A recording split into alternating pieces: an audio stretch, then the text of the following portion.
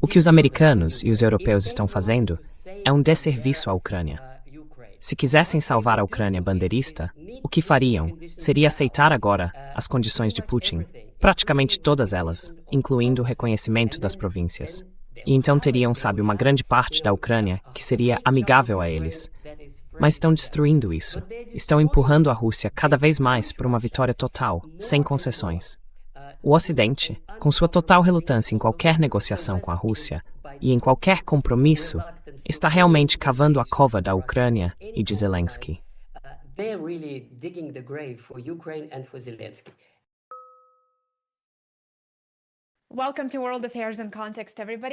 Bem-vindos ao World Affairs in Context, pessoal. Hoje estou muito feliz em receber novamente o nosso grande amigo, Dr. Vladimir Brovkin. Vladimir é ex-professor de Harvard e autor de muitos livros sobre política e história. Vou deixar os links para os livros dele na descrição abaixo. Além disso, Vladimir mantém um canal excelente no YouTube, que é, na verdade, uma das minhas fontes favoritas. História e Política com o Dr. Brovkin. Eu assisto aos vídeos dele regularmente e estou muito animado em acrescentar que o Dr. Brovkin acabou de lançar uma série totalmente nova no canal, dedicada à história da Rússia. Sou um grande fã e estou ansioso pelos próximos episódios dele sobre esse tema. Vladimir, seja bem-vindo de volta ao programa. É muito bom ver você novamente. Muito obrigado, Lena. Obrigado.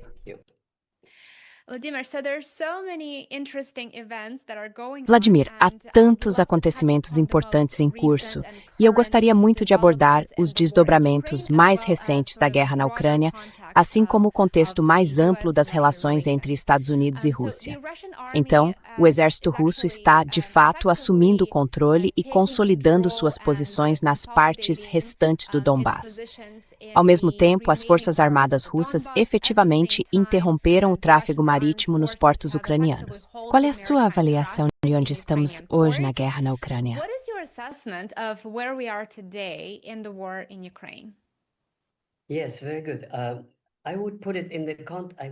Sim, muito bom. Eu colocaria minha resposta no contexto do que vinha acontecendo na mídia alternativa. Isso envolve o professor Gleason e outras pessoas. Eles estavam discutindo uma entrevista famosa de Gleason com Karaganov. A questão que estavam discutindo é que a Rússia perdeu o que eles chamam de dissuasão estratégica. O que queriam dizer com isso é que o Ocidente está tão atrevido e tão arrogante que se acostumou à ideia de que poderia fazer qualquer coisa e Putin não responderia. Eles meio que... E continuam tentando, sabe, aumentando a pressão, sanção após sanção e mais entregas de mísseis. E agora estão falando, sabe, em produzir mísseis Patriot na Ucrânia e milhares de drones, como se isso pudesse continuar indefinidamente. Então a discussão na mídia alternativa era o que a Rússia pode fazer. E a ideia de Karaganov era atingi-los com armas nucleares, para que se calassem e soubessem com quem estão falando.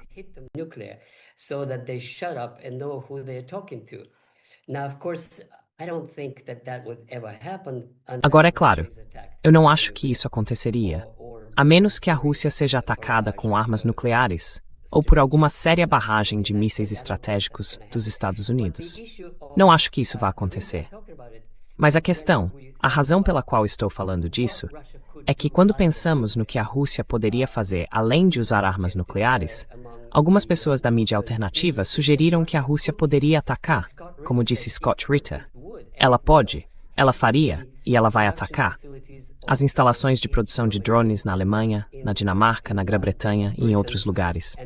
Bem, eu argumentava, e continuo defendendo essa posição, que antes que isso aconteça, pode acontecer, não descarto essa possibilidade. Antes disso, o que a Rússia poderia fazer seria atacar os portos e interromper completamente qualquer movimentação desses drones. Deixá-los na Alemanha, mas tornar impossível que cheguem à Ucrânia.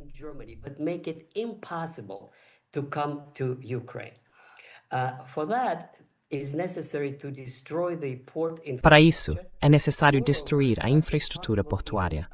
Além disso, é possível até fazer algo simples, como anunciar publicamente que os portos ucranianos estão fechados e que qualquer um que tente entrar será destruído. E isso seria muito fácil. porque bastaria um submarino para patrulhar a costa. Se alguém tentar romper o bloqueio, é só afundar o navio. E foi isso que os russos começaram a fazer. O que muito me surpreendeu foi ver que eles atingiram até navios neutros. Um navio turco com tripulação indiana. Os indianos protestaram e os russos responderam imediatamente. Eles não deveriam estar indo para uma zona de guerra. Quer dizer, você sabe o que está fazendo. Há uma guerra acontecendo.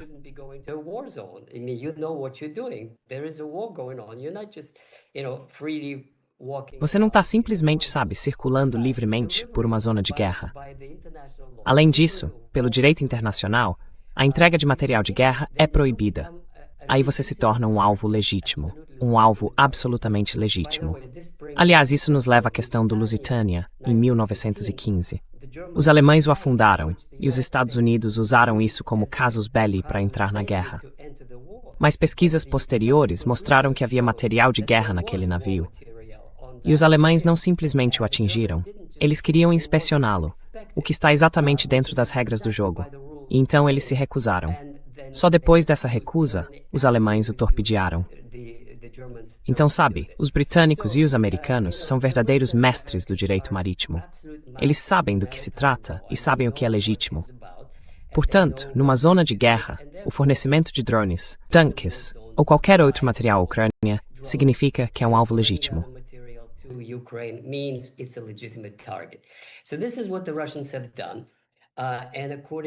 Então, foi isso que os russos fizeram. E segundo as informações que ouvi, isso representa cerca de 50% de todos os suprimentos para a Ucrânia. Agora, os outros 50% chegam por ferrovia. Mas é o seguinte, não vou falar muito sobre isso, porém quero explicar aos ouvintes que a ferrovia é algo muito complicado, porque a bitola ferroviária ucraniana é diferente da usada na Europa Ocidental. É a russa. A russa e a ucraniana são iguais. É a bitola soviética, que na verdade o Império Russo também usava. É diferente, mais larga. Os trilhos são mais largos, então quando o trem vem da Europa para a Rússia, ele precisa trocar as rodas. E eu peguei um trem de Berlim para Moscou em 1993. Isso significa ficar na fronteira por cerca de 4 horas, às vezes 3. Eles levantam cada vagão e trocam aquelas enormes e pesadas rodas de metal, passando da bitola menor para outra, e depois colocam o trem de volta nos trilhos.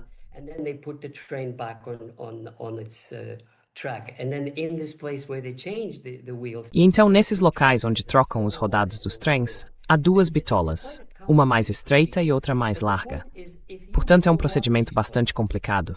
Mas o ponto é, se você destruir esses locais, as estações onde trocam os rodados, praticamente pode interromper o tráfego, porque é fisicamente impossível um trem ocidental entrar na Ucrânia. É preciso trocar os rodados, e isso tem de ser feito em um local específico. Em outras palavras, o que os russos mostraram é que estão falando sério quando dizem que vão cortar os suprimentos de qualquer tipo para a Ucrânia. E isso é um desdobramento muito sério. Isso significa que eles estão mostrando que não vão comprar uma briga com os europeus, mas vão tornar muito difícil, se não impossível, abastecer a Ucrânia com material de guerra.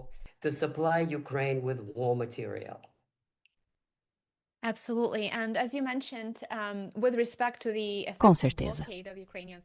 E como você mencionou, em relação ao bloqueio efetivo dos portos ucranianos, a Rússia, é claro, vem intensificando os ataques à infraestrutura portuária e também às embarcações. Além disso, a Ucrânia agora não consegue exportar seus grãos. Portanto, a sobrevivência do regime de Kiev está cada vez mais em dúvida, tanto do ponto de vista militar quanto econômico. Na sua opinião, por que demorou tanto para esse bloqueio ser efetivamente implementado? Estamos nos aproximando da marca de 5 anos de duração desse conflito. E só agora a Rússia está usando uma das principais ferramentas que impediria que o regime de Zelensky fosse armado e equipado por meio de navios que entram e saem livremente pelo Mar Negro.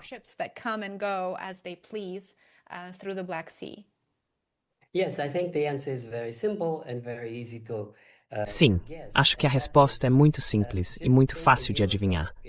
Basta pensar. Há um ano, em agosto de 2025, houve a reunião de Anchorage e havia grandes expectativas de que Putin e Trump fechariam um acordo. E pareceu que eles fecharam. Mas nós conversamos sobre isso da última vez.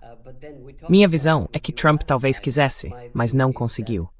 Porque eu não acho que ele tenha enganado Putin, como dizem alguns comentaristas. Acho que Trump é fraco internamente nos Estados Unidos e é impulsivo. Ele não pensa direito no que está fazendo, de muitas e muitas formas. Então ele achou que podia fazer qualquer coisa. Isso é típico dele dizer, eu posso fazer isso, eu posso fazer aquilo. Mas na verdade percebemos que ele não pode. Ele não consegue fazer muitas das coisas que diz. Fisicamente, ele não consegue. Só explodir amanhã. Vamos explodir tanto que seria maravilhoso. Seria lindo. Bombas grandes, blá blá blá. Wonderful, it would be beautiful, big bombs, blah blah blah. But he cannot do and deliver certain things. Mas sabe, ele não consegue fazer e entregar certas coisas. Então foi impedido de ir longe demais nas tentativas de convencer os republicanos conservadores e, claro, Zelensky de que ele não tem cartas na mão, como ele disse. Então acho que o Putin contava com isso. Ele realmente esperava que a fórmula das 4 províncias mais funcionasse. E aí, ao longo deste ano, o que ficou evidente foi que Trump não é digno. Quer dizer, ele não consegue entregar o que promete.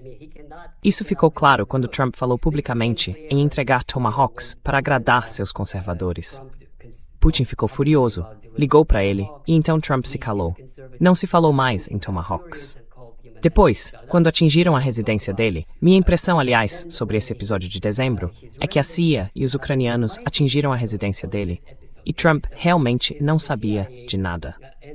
Não é a primeira vez que a CIA faz coisas e depois conta ao presidente. It's not the first time that CIA does things and then tells the president. They did a lot of that in his first term. Eles fizeram muito isso no primeiro mandato dele. No primeiro mandato, desobedeceram a ele oficialmente. O Pentágono e a CIA, durante a campanha na Síria. Ele disse, vamos retirar as tropas da Síria. E então os militares disseram, não, não vamos. E simplesmente ficaram lá e desobedeceram. E ele pareceu não saber do que estava falando. De qualquer forma, a questão é que, pouco a pouco, Putin e o público russo em geral chegaram à conclusão de que Trump é um falastrão. Ele só fala, fala e fala, e não há substância nenhuma nisso. É muita fanfarronice e muitas promessas que ele não consegue cumprir. E pouco a pouco, as pessoas começam a não levá-lo mais a sério.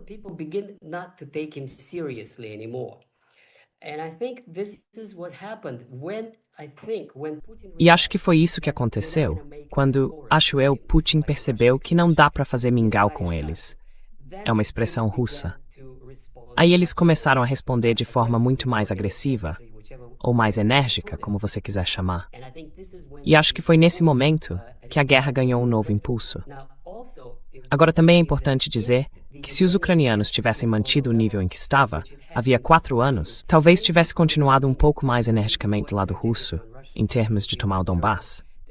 Mas quando começaram a atacar civis e alvos civis, e deliberadamente, and civilian targets, and deliberately so. The Western audience hears only about sabe, o público ocidental só ouve falar de Moscou.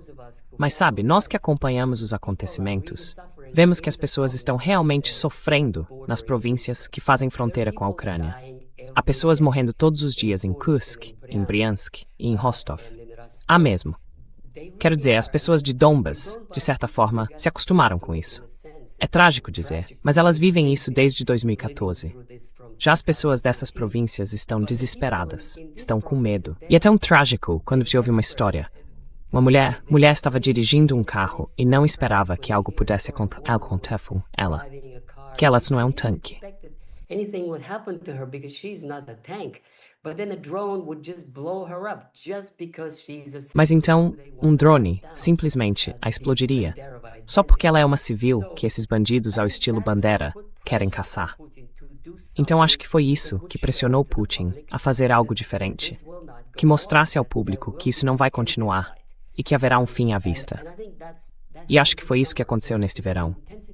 Basicamente, a intensificação da guerra de drones, a escalada da guerra de drones, não teve como resultado uma Ucrânia forte e vencedora, com toda essa fanfarra na mídia ocidental. Na verdade, levou os russos a decidir acelerar sua ofensiva e intensificar seus esforços para levar a guerra a uma conclusão.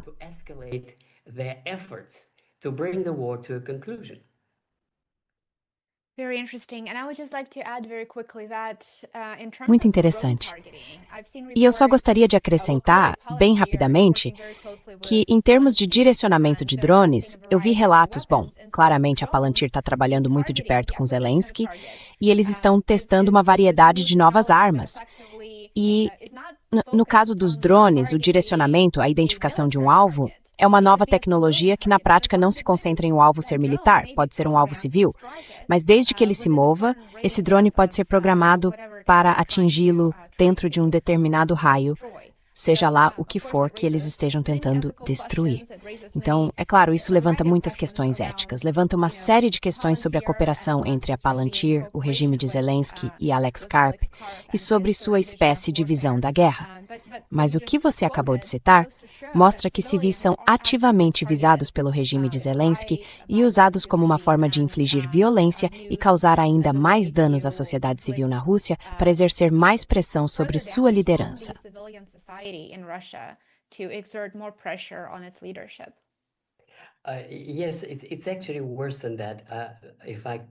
Sim, na verdade é pior do que isso, se eu puder acrescentar um comentário. E é o seguinte, desculpe, vou fazer uma retrospectiva histórica. No meu livro sobre a Guerra Civil, há uma descrição dos combates. E uma das coisas horríveis durante a Guerra Civil era algo que eu chamei de assassinato por diversão.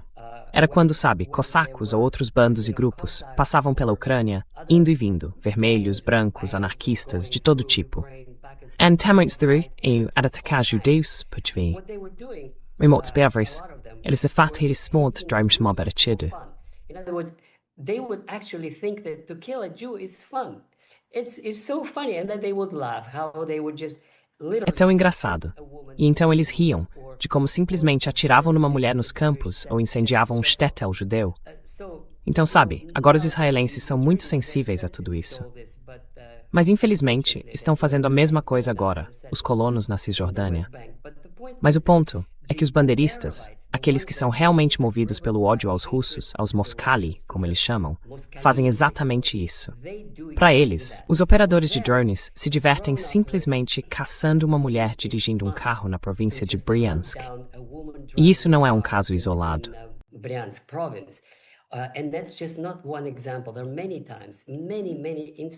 Houve muitas vezes, muitos casos de que ouvi falar, em que havia um senhor idoso numa bicicleta que não tinha feito mal a ninguém e simplesmente o mataram. Então acho que isso é uma mentalidade. É a mentalidade de pessoas em guerra. É um daqueles lados trágicos da guerra civil, sabe?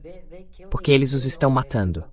Sabem que são pessoas que falam a mesma língua, estão nas províncias ao lado deles, ou que antes faziam parte da Ucrânia. E ainda assim, os odeiam tanto que estão dispostos a matar pessoas comuns, como eles próprios, só porque colocam um rótulo nelas. Moskali, moscovitas. E isso para eles já é motivo suficiente para serem mortos. É terrível, mas é isso que está acontecendo.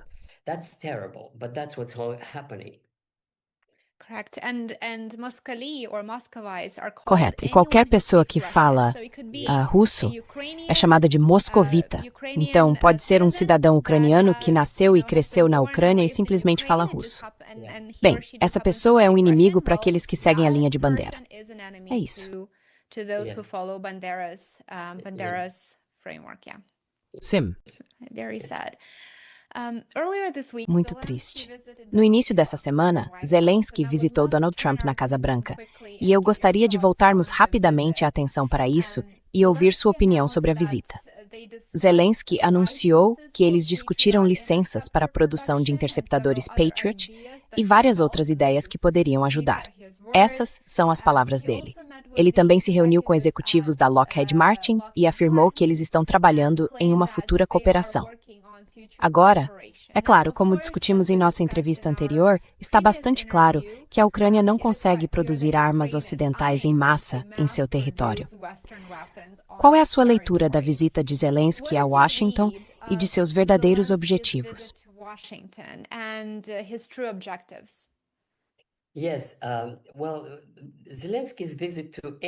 Sim, bem, a visita de Zelensky a qualquer capital ocidental é sempre a mesma coisa. Pedir mais dinheiro e mais armas.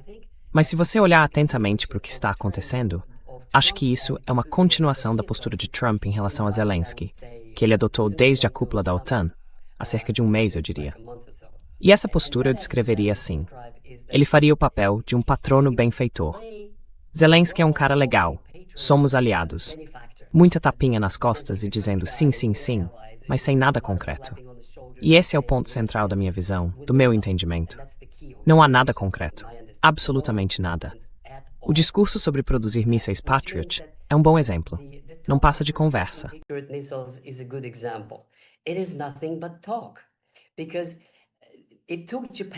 Porque o Japão levou 6 anos para começar a produzir Patriots. E o Japão é um dos países mais avançados tecnologicamente do mundo. E a Ucrânia não é. E isso é algo muito difícil. Esse é o primeiro ponto. O segundo ponto é que o Japão é um aliado e a Ucrânia não é. É um cliente. E há uma grande diferença. O regime político pode mudar na Ucrânia, e você não confia sua tecnologia avançada e seu armamento a um país cujo regime pode mudar. Quem pode garantir que Zelensky estará no poder daqui a um ano? Ninguém, porque é totalmente desconhecido. Há uma guerra em curso. Há disputas internas acontecendo. Então isso é algo de longo prazo. É uma coisa muito conveniente, porque você pode dizer, vejam, somos aliados.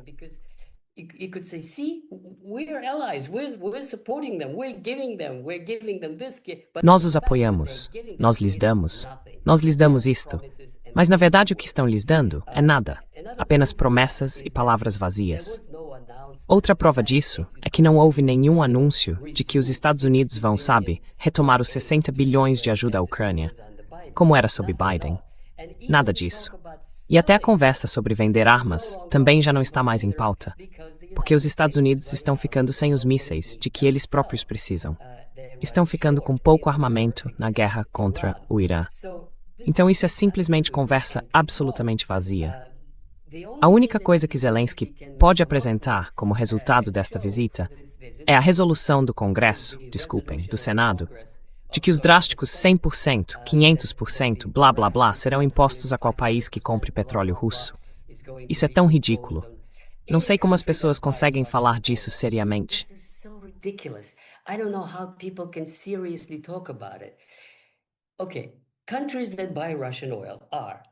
Certo, os países que compram petróleo russo são a França, a Alemanha, a União Europeia, que não tem de onde mais comprar além dos Estados Unidos, e está comprando o máximo que pode. E não pode comprar do Oriente Médio, porque há uma guerra em andamento e nada está passando pelo Estreito de Hormuz. E depois, a Rússia.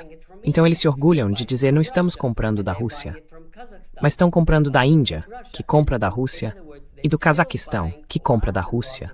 Em outras palavras, continuam comprando muito gás russo via GNL e petróleo russo, que é revendido, talvez depois de refinado, talvez em seu estado original, pela Índia, uma das que mais lucram no mercado mundial. Então você está dizendo, ou melhor, não você, mas o Senado dos Estados Unidos está dizendo que vai impor uma tarifa de 500% à Índia. Isso é absurdo. Não vão fazer isso, porque os indianos não vão aceitar, porque são ignorados. Isso só vai prejudicar mais uma vez as relações com a Índia. Agora suponhamos que digam que vão impor uma tarifa de 100% à China, porque a China está comprando gás russo.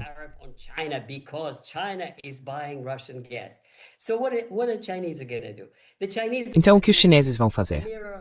Vão impor sanções ou tarifas espelhadas sobre produtos dos Estados Unidos. E a economia americana vai colapsar se os chineses impuserem uma tarifa de 100% sobre produtos americanos. Isso é impossível. Nós vimos isso nas negociações da guerra comercial. Além disso, parece que Trump vai à China em outubro, novembro, ou algo assim. Em outras palavras, isso é conversa vazia. Não vai acontecer. Eu nem tenho certeza de que isso vai passar pelo Congresso. E mesmo que passe pelo Congresso, Trump não vai assinar. E mesmo que ele assine, será apenas um gesto que ele não está comprometido em usar. Porque usar isso seria ruinoso para os preços mundiais do petróleo e ruinoso para a economia americana. Portanto, isso é só conversa vazia.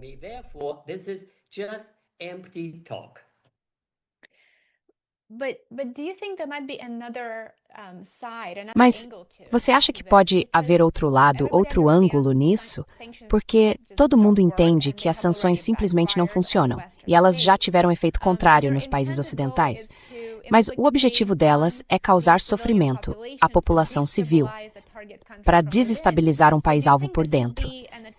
Então você acha que isso poderia ser uma tentativa do governo Trump, ou melhor, realmente do governo Trump, nesse caso eu acho, de simplesmente tentar mais uma vez desestabilizar a Rússia por dentro, tentar causar um pouco mais de dor econômica para esperançosamente avançar sua agenda de efetivamente mudar o regime?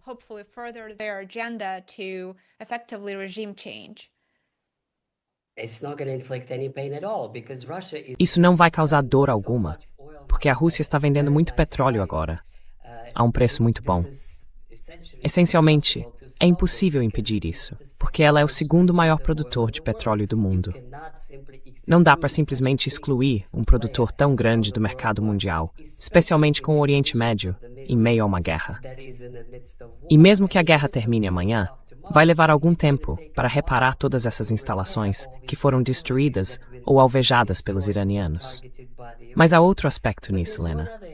Se esse projeto de lei for aprovado, mesmo que não seja usado, ele será muito prejudicial para a reputação dos Estados Unidos.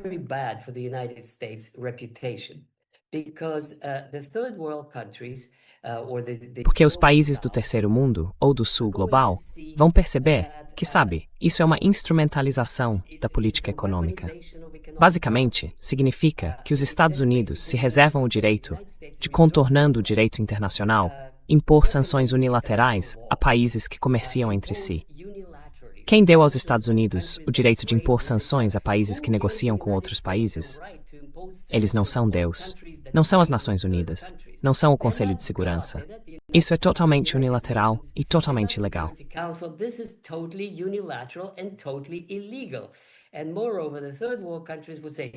Além disso, os países do terceiro mundo diriam: ei, talvez devêssemos apoiar os BRICS, porque os BRICS estão, de fato, tentando construir um sistema financeiro diferente, em que não se possa usar o comércio como arma apenas para agradar a sua agenda interna. Então, antes de tudo, acho que isso é totalmente desastroso para os Estados Unidos da América e para a posição do país no mundo. É tão ridículo, é tão óbvio. E ainda assim, eles fazem isso só para satisfazer o próprio ego anti-Rússia, para dizer que estão fazendo alguma coisa. É uma comédia, é uma farsa. Em certo sentido, é até engraçado de assistir, porque você percebe que não é sério. É só comédia. Mas ele adora comédia. É nisso que ele é bom. Zelensky loves comedy. That's what he's good at. Bem, ele é um ator talentoso, então sabemos disso com certeza. Falando sobre Zelensky, no início desta semana, a Ucrânia atacou um navio iraniano. E alguns analistas afirmam que o ataque foi uma tentativa de Zelensky de fundir as guerras do Irã e da Ucrânia. Agora, no centro de tudo isso está, é claro, o Mar Cáspio e a arquitetura de segurança em torno dele. Mas ao coordenar um ataque contra um navio iraniano, o Ocidente coletivo tentou abrir mais uma frente contra a Rússia? Ou Zelensky simplesmente calculou mal e cometeu um erro?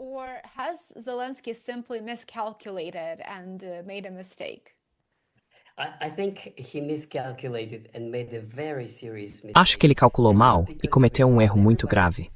E não por causa do Irã. Toda a atenção está voltada para o Irã. Vai atingir? Não vai. Mesmo que atinja, fica bem longe. Na verdade, o aspecto mais importante da militarização do Mar Cáspio são os interesses econômicos do Ocidente. É no Mar Cáspio que há oleodutos do Cazaquistão e do Turcomenistão, que levam petróleo para oleodutos turcos. Depois eles seguem para o Mediterrâneo, onde o petróleo é carregado em navios-tanque.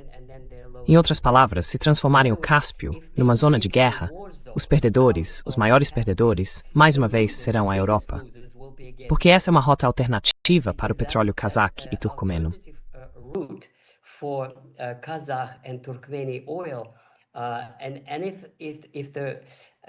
E se acabasse constatando que isso não é seguro, que qualquer coisa pode ser atingida, bem, medidas serão tomadas. Medidas por parte dos russos e dos iranianos. Agora, no que diz respeito aos russos e aos iranianos, este é um corredor estratégico extremamente importante que liga os dois países. E se alguém for enviar drones para lá, eles vão reforçar a área, assim como reforçaram Moscou. Eles simplesmente vão defender o Mar Cáspio como um corredor estrategicamente importante para a Rússia e o Irã. É uma ligação extremamente importante entre os dois países, que estava desprotegida porque ninguém achava que alguém faria isso.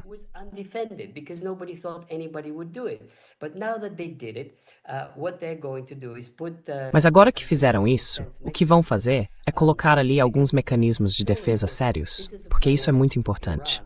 Para o Irã, é prioridade ter esse corredor até a China e a Rússia, seus dois principais aliados. E qualquer coisa que fique no caminho, como a Ucrânia ou o Azerbaijão, nesse caso será esmagada, porque isso é uma questão de vida ou morte. Isso é, sabe, a única saída do Irã em termos de rotas comerciais, ferrovias, conexões de transporte e assim por diante. Então, eles não vão permitir que a Ucrânia interrompa essa rota. De jeito nenhum. Vão responder da maneira que escolherem. Eu não sei, não posso saber como, vão defender essa ligação com a Rússia dos dois lados. Serão tomadas medidas enérgicas e sérias.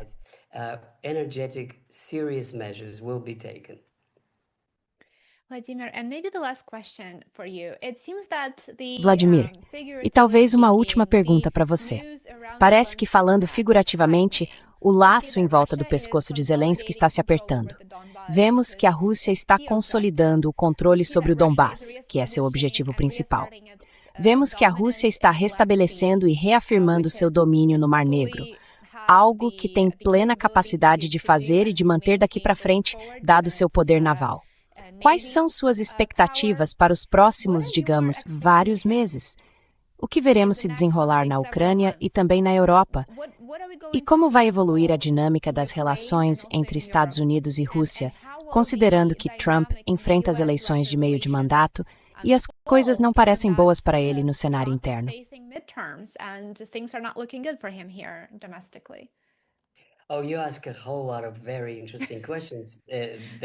Você faz muitas perguntas muito interessantes, que têm muitas, sabe, variáveis, como dizem os cientistas políticos. Quanto à Ucrânia, a política interna ucraniana, acho que a nomeação do novo ministro da Defesa mostra que os círculos bandeiristas, os círculos hipernacionalistas na Ucrânia, estão consolidando seu controle sobre o governo. E isso significa que eles não vão ceder 1 centímetro. Eles odeiam tanto a Rússia que não vão aceitar acordo nenhum. Então, o que está acontecendo é que os russos não estão dispostos a fazer nenhum acordo. E os ucranianos também não. Eles vão lutar até o fim, e então vão perder. Depois, ou cometeriam suicídio, como Hitler fez, ou fugiriam para a Argentina, ou para a Grã-Bretanha, ou para qualquer país que os aceite. Eles não vão se render.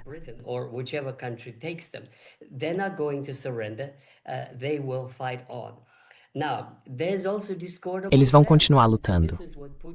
Agora também há discórdia entre eles. E foi isso que Putin chamou outro dia de aranhas num pote, devorando umas às outras. A luta entre eles, ou dentro do grupo deles. Veja, do ponto de vista de um seguidor radical de Bandera, Zelensky não é um dos seus. Eles meio que o desprezam. Em primeiro lugar, porque são antissemitas por natureza. E em segundo, porque do ponto de vista deles, ele é um palhaço, é um manipulador. Ele concorda com isso e com aquilo. E fica por aí pedindo dinheiro, abraçando qualquer um que queira abraçá-lo. Então, eles não têm respeito por ele. Por quem eles talvez tenham respeito é pelo novo ministro da Defesa, porque ele é um bandeirista radical, com reputação de lutar contra aqueles moscovitas desde 2014. Então, pode haver um golpe de Estado.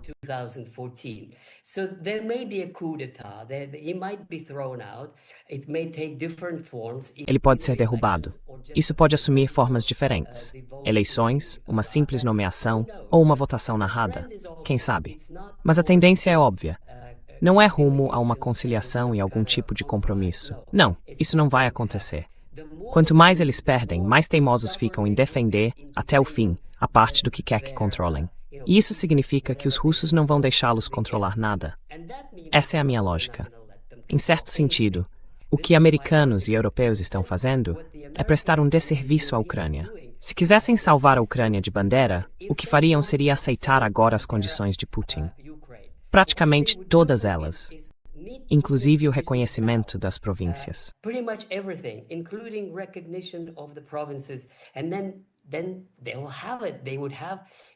E então eles terão isso.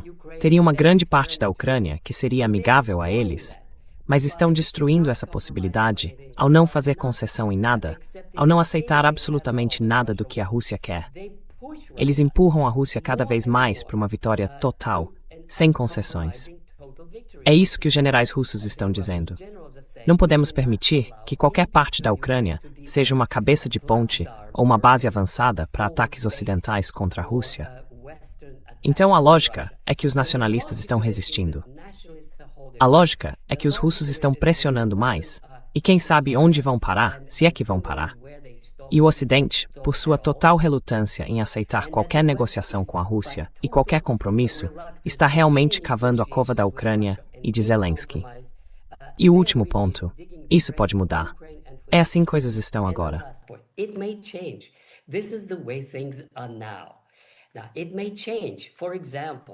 Agora isso pode mudar. Por exemplo, sabe, se Merz sair e a AfD chegar ao poder na Alemanha, isso pode mudar.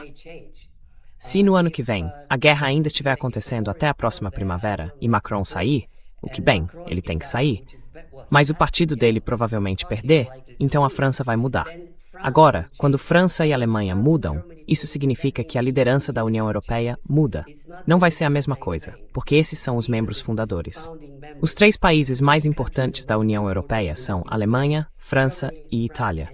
O resto é só, sabe, companheiros de viagem. Então isso pode mudar, e outras coisas podem se tornar possíveis. Depois, como você mencionou, Trump pode perder as eleições. Aí haverá uma nova situação. Que tipo de situação? Os democratas vão controlar só a Câmara ou a Câmara e o Senado?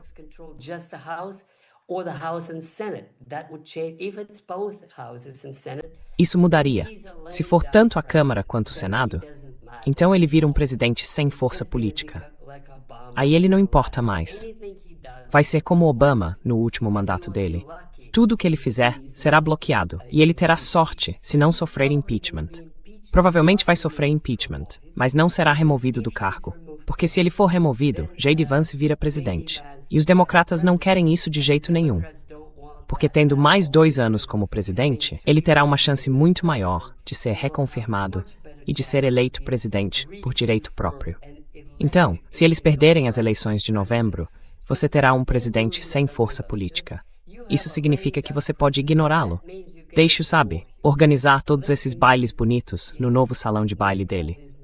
Mas isso seria irrelevante em termos do que os Estados Unidos podem fazer.